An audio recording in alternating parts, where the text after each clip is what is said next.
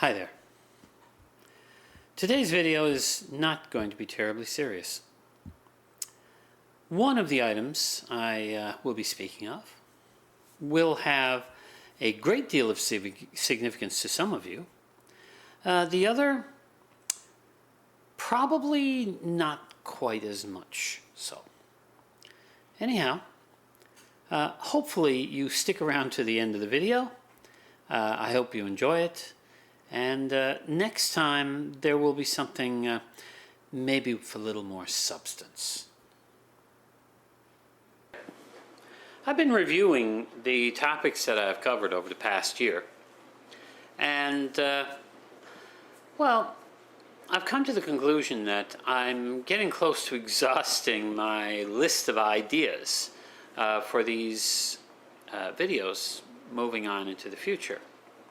Now, that doesn't mean I'm closing down this channel. All it means is that I'm looking for input from you, the people who actually take the time to look at these videos.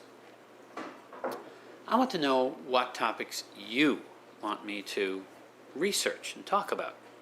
And the key here is the word research. I don't go into any topic without at least doing a cursory view of exactly what that topic is going to mean.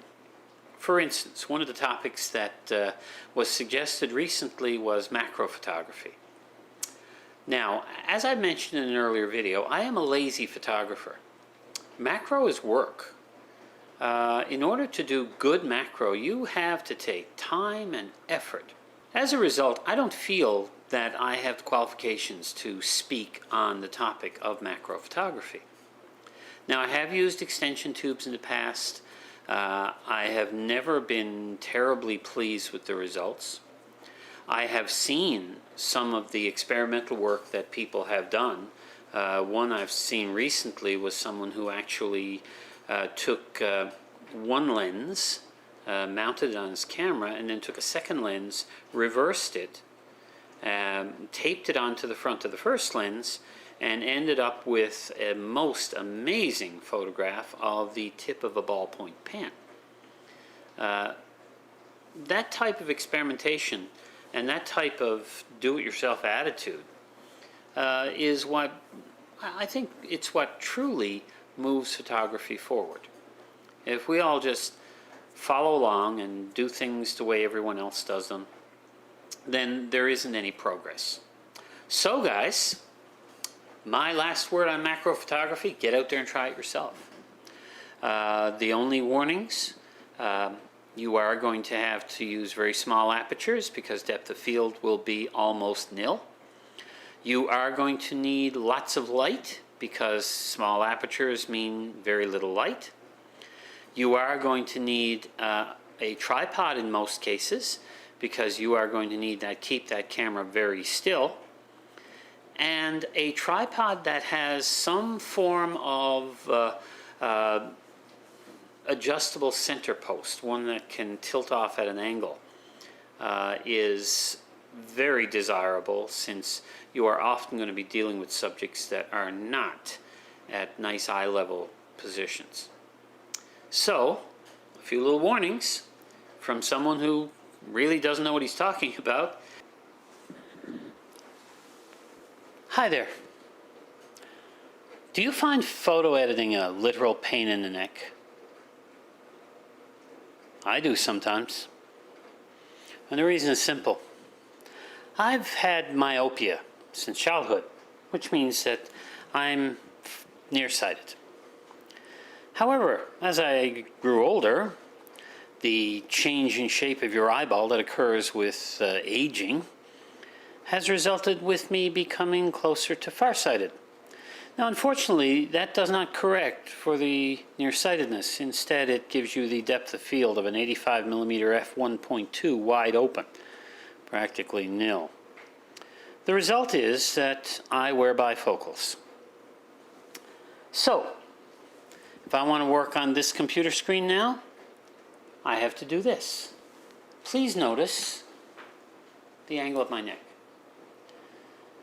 Keep that up for a while, you are going to have a pain in the neck. If I try to look straight ahead, I can't see the screen well because that part of my glass is correct for my nearsightedness. So it's great for looking at a distance, not so good close up. The lower part corrects for my age-induced farsightedness, allows me to read.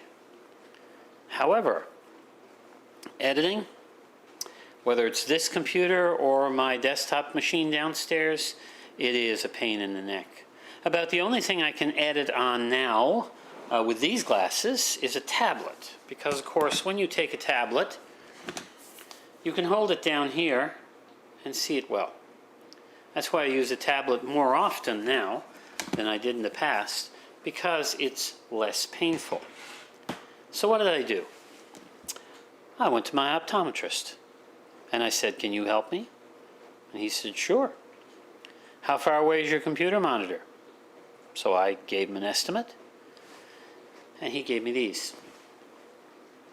These are optimized for the normal viewing distance for a computer monitor.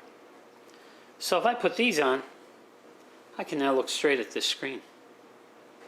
I can't see the distance well anymore because these do not correct for my nearsightedness. And reading would be okay as long as I hold the book at the right distance. But I can't see things up close because they don't correct for my age-induced farsightedness either.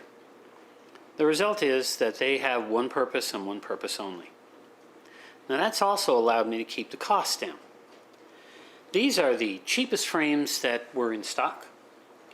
The lenses are the typical optical plastic, and there is only one single coating on them to reduce glare.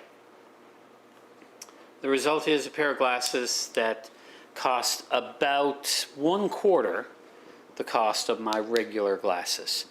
You can get these in most places in Canada for around $100, probably significantly less at a discount optical shop pretty much anywhere. So folks, if editing is a pain in the neck, that's one solution. Go see your optometrist. If you're like me, you'll really enjoy the difference. Bye. You don't have to like this video, but if you want to see more videos, please subscribe. If you don't like it, don't share it, so I guess that's it for this video. Next time I hope to have something a little more significant to say. Bye for now.